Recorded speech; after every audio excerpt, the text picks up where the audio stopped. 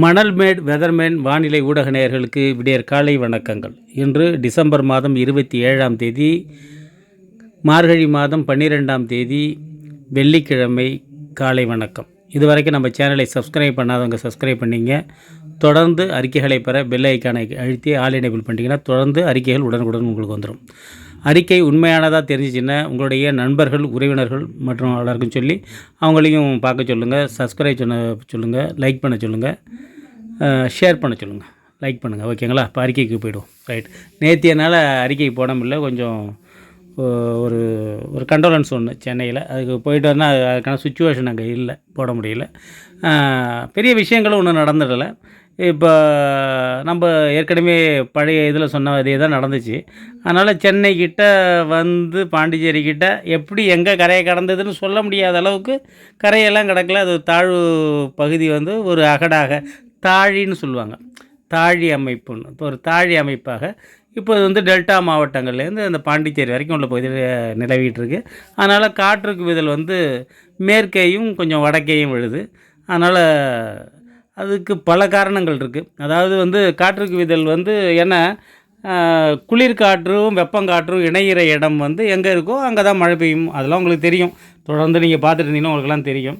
அந்த சேப்பில் அப்படியே புள்ளி புள்ளியாக வச்சுருக்கோம் பாருங்கள், அந்த இடத்துல தான் இருக்குது. அதாவது வந்து அந்த சென்ட்ரு பார்ட்டு நம்மள்ட்ட இருக்குது. அதாவது வந்து என்னன்னு கேட்டிங்கன்னா அது தாழ்வு வந்து நம்மள்ட்ட இருக்குது. அதாவது லோ ப்ரெஷர் ஏரியா. ஒரு இடத்துலேருந்து கல் எடுத்து அடிக்கிறோம்னா அந்த கல் எடுத்துக்கிட்டு அடிக்கிறவங்க நிற்கிற இடம் வந்து நம்ம இடம். அங்கேருந்து கல் எடுத்து அடிக்கிறாங்க சுற்றி மேலே வடக்கையும் மேற்கையும். எப்படி அந்த கல் நம்ம மேலே விழாது.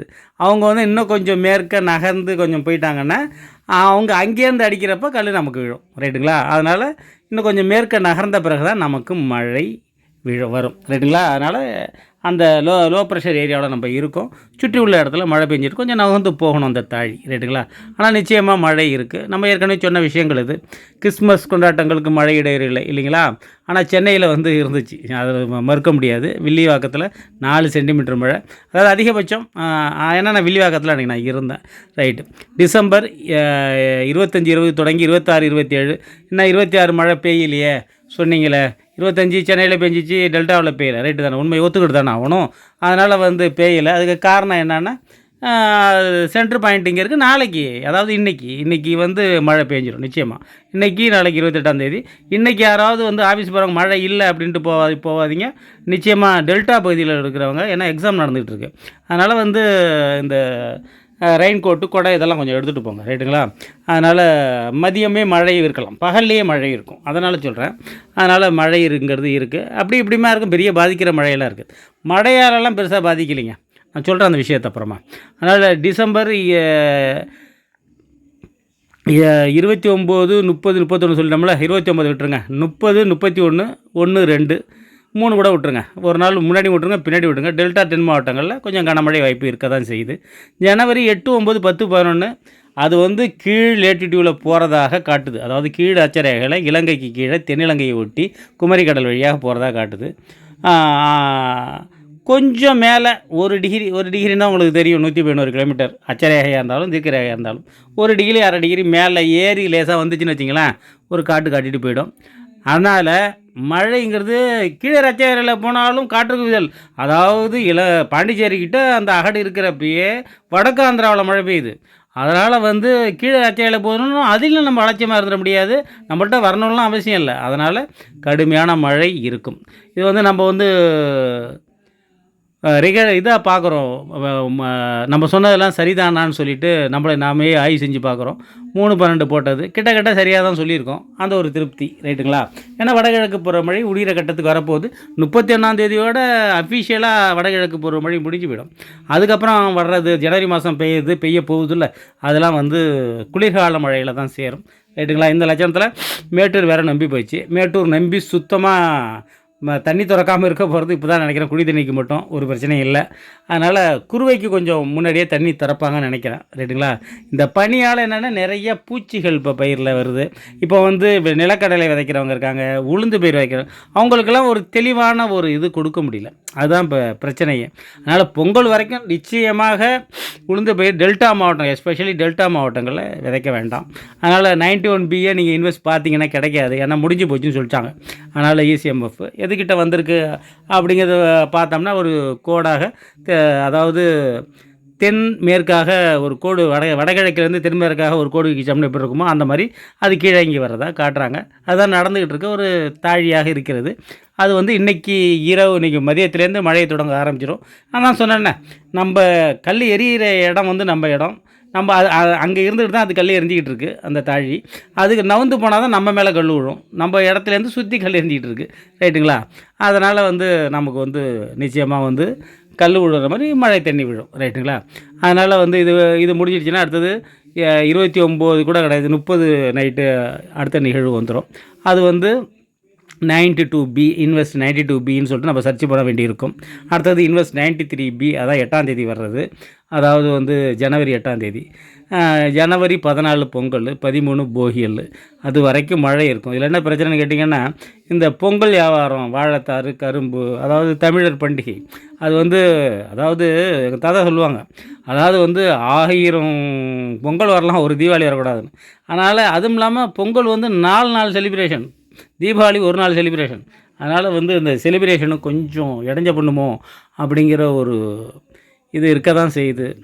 ஏன்னா ஒரு ஒரு அருமையான ஒரு பண்டிகை அந்த பொங்கல், தமிழர் திருநாள். ரைட்டு, பார்ப்போம். அதாவது வந்து உளுந்து விதைக்கிறவங்க கொஞ்சம் யோசனை பண்ணுங்கள். திரும்ப நான் அதை தான் சொல்கிறேன். ஏன்னா மழை பெஞ்சுன்னா பயிரெலாம் பெருசாகலாம் ஒன்றும் பண்ணிடாது. அதெல்லாம் விளைஞ்சது தான் கைக்கு வந்துடும். அதெல்லாம் நம்பிக்கை இருக்குது. உளுந்து பயிர் விதைக்கிறேன்னு போய் ஆரம்பத்திலே விட்டுட்டு அதில் காசை விட்டுறாதீங்க அதில், அப்படிங்கிறதுக்காக தான் சொல்கிறேன். ஏன்னா அப்படியே வெங்காரிச்சு போயிடும். எங்கே பார்த்தாலும் புகையான் இந்த மாதிரி இதெல்லாம் இருக்குது. அந்த பூச்சி மருந்து அடிக்கிறவங்க அதெல்லாமே வந்து இன்னைக்கு விட்டுருங்க, 27 28 மதியத்து காலைக்கு பார்த்துக்கிட்டு, மானத்தை பார்த்துட்டு 28 29 30 கூட அடிக்கலாம். 30 காலையில் வரைக்கும், 30 இரவுலேருந்து மழை பெய்யும் தொடங்கும்னு நினைக்கிறேன். 30 31 1 2 நிச்சயமாக ஒரு மழை இருக்கும். கொஞ்சம் ஸ்பெல்லு கொஞ்சம் கூடவே இருக்கும். அடுத்தது ஜனவரி 8 9 10 11 அது கீழே அச்சரேகையில் போகிறதா தான் காட்டுது. ஆனால் 2-3 மாடல் வந்து மேலே போகிறதா காட்டுது. ஏன்னா இன்னைக்கு இன்வெஸ்ட் ஆரம்பித்த பிறகு தான் நமக்கு என்சாம்பிள் கிடைக்கும். ஏன்னா நம்ம இப்போ பார்த்த வரைக்கும் இந்த என்சாம்பிள் GFS அதை கடுமையாக சுத்தமாக சொல்லுது. அதில் சந்தேகமே இல்லை. ஏன்னா இனிமேல் நம்ம அதையே ஃபாலோ பண்ணலாம் அப்படிங்கிற எண்ணத்து கூட வந்திருக்கேன். அது அடுத்தது தப்பு பண்ணுற வரைக்கும், ரைட்டுங்களா? அடுத்தது தப்பு பண்ணுற வரைக்கும் நம்ம வந்து கொண்டாடி தான் ஆகணும். நல்லா இருக்குது, பார்ப்போம். அதனால் மழைங்கிறது இருக்குது பொங்கல் வரைக்கும். இப்போ எச்சரிக்கை என்னான்னு கேட்டிங்கன்னா, பெரிய இதெல்லாம் கிடையாது. உளுந்து பயிர் இறக்கிறவங்க மட்டும் தான் எச்சரிக்கை. அதாவது இந்த வியாபாரிகள், பொங்கல் வியாபாரிகள்லாம் கொஞ்சம் அந்த சரக்கு வாங்குறதெல்லாம் பார்த்து அதுக்கான இடங்கள் தயார் பண்ணிக்கிட்டு, அதுக்கப்புறம் மழையில் நனையாமல் அதுக்குள்ளதை பார்க்கணும். ரைட்டுங்களா? அதுக்கப்புறம் வந்து பொங்கலுக்கு விடுமுறைக்கு வர்றவங்க அதெல்லாம் கொஞ்சம் சரி பண்ணிங்க. ரைட்டுங்களா? அந்த மோட்டர் சைக்கிள்லேயே வர்றவங்களாம் இருப்பாங்க. இப்போ அது ஒரு ஃபேஷனாக போயிடுச்சு, மோட்டர் சைக்கிள்லேயே வர்றது, லாங் டூர் வர்றது. அவங்கெல்லாம் கொஞ்சம் ஜாக்கிரதை. அப்புறம் என்னென்னு கேட்டிங்கன்னா, இப்போ நீங்கள் பார்த்துட்டு இருக்கிறதெல்லாம் ஒரு தேதிக்குள்ள மாடல். மேலே பார்த்தீங்கன்னா தெரியும், நான் பேசிக்கிட்டே இருந்துட்டேனே, மேலே பார்த்தீங்கன்னா தெரியும் அது எத்தனாம் தேதின்னு சொல்லிட்டு தெரியும். 30/12/2024 எப்படி வந்து அந்த மழை மேகங்கள் வந்து திரண்டு வந்து வங்கக்கடலேருந்து வருது அப்படிங்கிற மாதிரி ஒரு தேதியாக 25லேருந்து போட்டிருப்பேன். அதை நீங்கள் வந்து அது அப்படி இன்னொரு வாட்டி பார்த்தீங்கன்னா ரிவர்ஸ் பண்ணி பாருங்கள். அதுலேருந்து தெரியும் உங்களுக்கு எப்படி அது வந்து வருதுன்னு சொல்லிட்டு. இதெல்லாம் வச்சு தானே நம்ம சொல்கிறோம். நம்ம வந்து பெரிய தரவுகள் நம்ம இதெல்லாம் கிடையாது. வானிலை தரவுகள் அப்படியே ஆராய்ந்து சொல்கிறது தான். நமக்குன்னு தரவுகள்லாம் எதுவுமே கிடையாது. ரைட்டுங்களா? அதனால் ஆராய்ச்சிங்கிறது வேறு ஒன்றும் இல்லை. நம்ம போய் ஆராய்ச்சிலாம் பண்ணுறதில்ல. இருக்கிற டேட்டாவை கலெக்ட் பண்ணணும், அதுதான் ஆராய்ச்சி. அது ஆராய்ச்சி பண்ணி நம்ம சொல்லணும். இப்போ பெரிய மழையெல்லாம் பாதிக்கப்படல, சுத்தமாக மழையெல்லாம் திறந்து விட்றாங்க. இந்த இரிகேஷன் டிபார்ட்மெண்ட்டுக்காக சொல்ல வரேன். அவங்க என்ன பண்ணிட்டாங்க, முன்னாள் தண்ணி எங்கள் பக்கம் மணல்மேட்டில் சவுத்ராஜெல்லாம் தண்ணி திறந்து விட்டாங்க. திறந்து விட்டு ஒருத்தர் எல்லாம் வடிமடையை திறந்து போட்டு விட்றாங்க, தண்ணி வராதுன்னு சொல்லிட்டு ஃபுல்லாகவே ஒரே நைட்டு பூந்து அடிச்சிருக்குங்க. ஃபுல்லாக கம்ப்ளீட்டாக வச்சுட்டு 6 பயிருக்கு மேலே தண்ணி நிற்கிது. இது என்ன சார் சொல்கிறது? அதுக்கப்புறம் சார்கிட்ட ஃபோன் பண்ணி சொன்னேன், ஏடி சார்ட்டெல்லாம், என்ன சார் இந்த மாதிரி நடந்துருச்சிங்க, யாரோ தண்ணி கேட்டாங்களா? என்ன தண்ணி கேட்டாங்கன்னா இந்த மாதிரியா சார் வரும்? இல்லை தூக்கிட்டேன்னு சொன்னாங்க. இன்றைக்கி 3 நாள் ஆச்சுங்க. அந்த தண்ணி இன்னும் கொஞ்சம் கொஞ்சம் கொஞ்சம் கொஞ்சமாக குறைஞ்சிக்கிட்டு இருக்குது. அதனால் மழையால் பாதிக்கப்பட்டதை விட அந்த இரிகேஷன் டிபார்ட்மெண்ட்டு தண்ணி திறந்து விட்டு வாய்க்காலில் தண்ணி வைக்கிற பிரிவுன்னு வச்சாங்க பாருங்கள், அதனால் பாதித்தது ரொம்ப அதிகமாக இருக்கும் போட்டுருக்கு. அதுதான் பெரிய கொடுமை.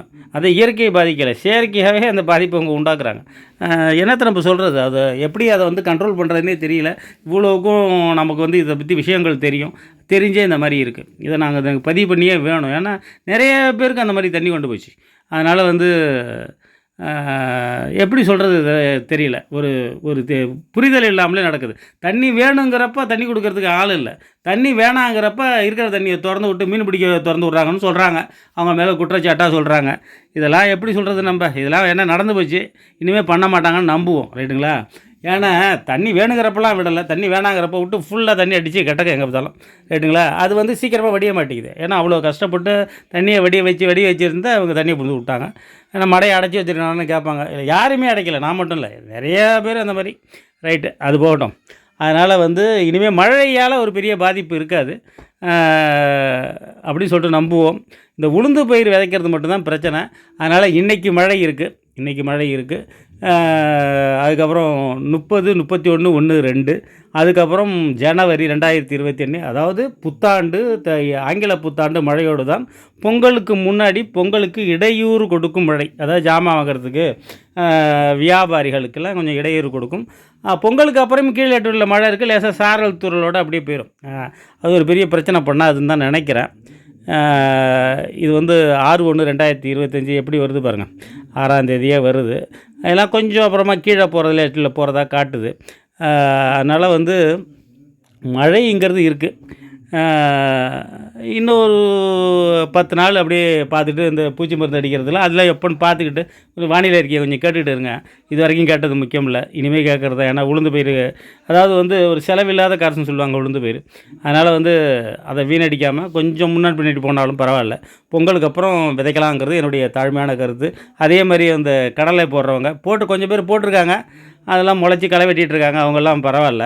கொஞ்சம் விவசாயத்துக்கு கொஞ்சம் பாதிக்கும் மழையாக இருக்குமோ பொங்கல் நேரத்தில் பேஞ்சா, மழை பொழிந்தால் அப்படிங்கிறது ஒரு கவலை இருக்க தான் செய்யுது. நம்ம என்ன பண்ண முடியும், இயற்கை. அதனால் எனக்கு தெரிஞ்ச விஷயம், உளுந்து விதைக்காதீங்க.